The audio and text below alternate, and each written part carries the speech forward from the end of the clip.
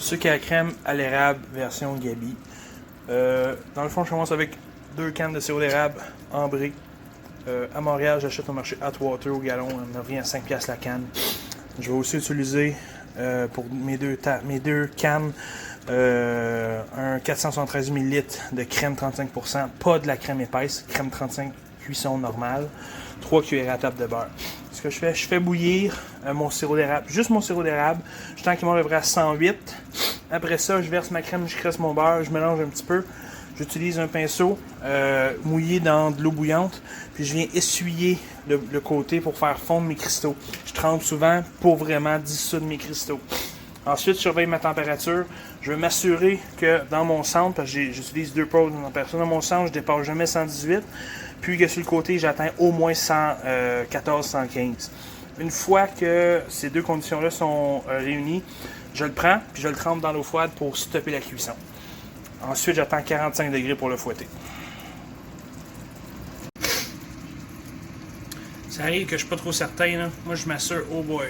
Là, on peut voir quand même des bonnes différences. Que je prends des bulles de chaud. Là. Moi, je m'assure que j'ai un 115 stable. On peut voir le 116, c'est mon 114. Là, lui commence à le 115. Probablement 115.2.3 stable. Je l'enlève puis je vais le mettre sur le rond. C'est vraiment là, le truc que j'ai trouvé là, qui me permet de réussir. Donc là, est-ce que j'ai l'air à rester stable? Combien je vais redescendre? 115.3, 115.3. Ok, je trouve stable, je le sors. Donc là, je fouette, puissance maximale pendant dépendamment 5 à 10 minutes. Puis là, je surveille. Là, je vois que mon sucre est toujours coulant, fait que je continue à battre.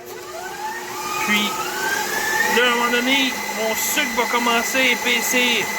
Il va changer de couleur, il va devenir mat. Ça se fait très rapidement. Lorsque ça arrive, j'ai pas beaucoup de temps pour réagir. Il faut que j'arrête de fouetter.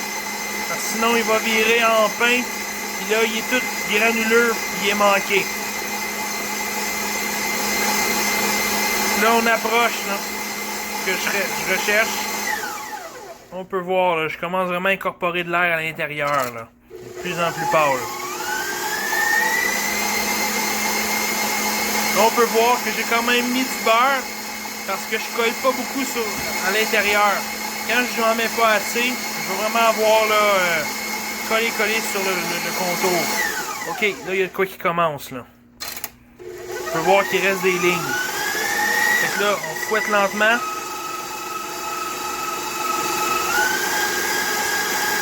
Là, on peut voir qu'il reste une certaine texture, mais il est encore coulant.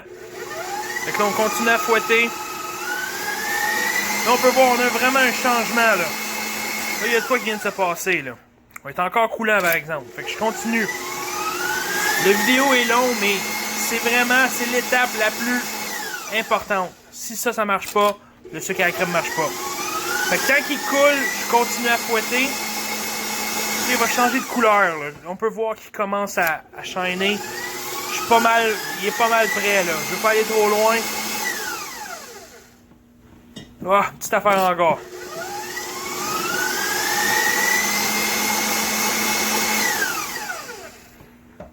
Ah, petite affaire encore.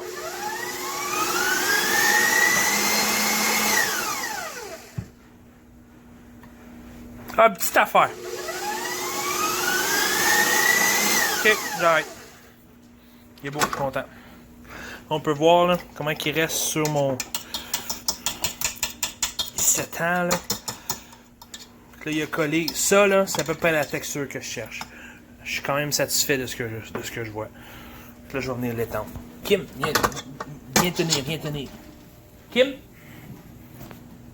viens filmer. C'est l'étape importante. Ça va me con... Hey! T'es où? Ok. Fait que là, je vais venir étendre sur ma plaque. Ah, il est réussi. Je le vois, là. Beau. Là, je suis en sucre. Je suis assez crémeux. J'aurais fouetté 2 secondes de plus, peut-être une autre séquence. Il n'aurait pas aussi bien fonctionné. Ouais, ça c'est une belle batch. Ça affiche bien, là, mais je pense que je suis optimiste. Là, je vais essuyer le plus que je peux à l'intérieur. Là, j'ai pas de structure granuleuse. Il est beau. C'est pas mal ça que ça donne. Fait que là, je peux venir arriver puis l'étendre. Faites pas attention au Coke Zéro.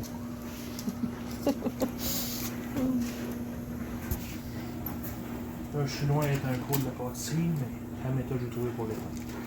Fait que là, ça fait une belle texture de surface. Il s'étend bien. Là, je vais le laisser refroidir quand même lentement. Puis là, vers la fin, quand que je commence à être écœuré, ce que je fais, vu que je fais toujours mon sucre à crème à l'hiver, je le mets dehors, mais je peux aussi le mettre dans le frigidaire pendant 10 minutes. Je trouve que ça me permet de tellement mieux le couper. Donc là, je suis vraiment satisfait de ce que ça vient de dire. Là, déjà, il commence à durcir mon sucre. Fait que je pense que c'est une batch succès. Bonne chance!